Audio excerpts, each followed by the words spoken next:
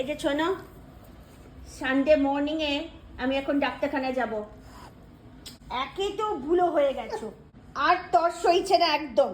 কতক্ষণ ধরে অপেক্ষা করব বলতো পাপা? আর কতক্ষণ অপেক্ষা করব? বেল্ট পরে নিয়েছি, লিস্টটাও লাগানো হয়ে গেছে, আর কতক্ষণ? দরজার দিকে তাকিয়েই বসে আছে। হ্যাঁ, লিস্টটা লাগানো হয়ে গেছে। বাবাকে বলো, পাপাকে বলো। হ্যাঁ, আই পাপা চল। হ্যাঁ বলেছে, চলো চলো। কি করতে যাচ্ছ তুমি ডাক্তারখানায়? কি করতে যাচ্ছ গো শোনো বাবা? কি করতে যাচ্ছ? রডির আসলে পায়ে একটু অসুবিধা আছে। ওর বয়সের সাথে সাথে পায়ের পেন, যেটা অর্থোপেডিক যেটা প্রবলেম শুরু হয়, সেইটার জন্য ওকে এখন ইঞ্জেকশন দিতে হয় প্রত্যেক মাসে।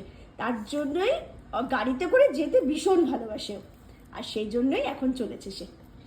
নিজের প্রেসক্রিপশন নিয়ে রওনা হয়েছে, আর সমানে দেখাচ্ছে যে ওর প্রেসক্রিপশন ও নিয়ে বসে আছে। যে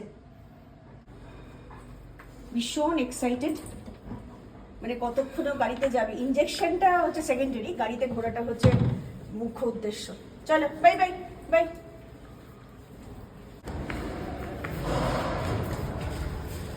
বাই।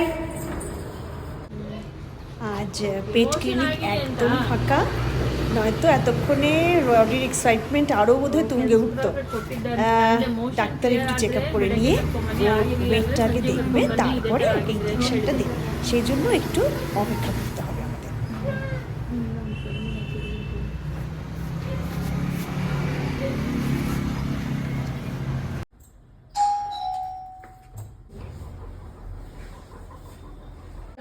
হয়ে গেছে ইঞ্জেকশন?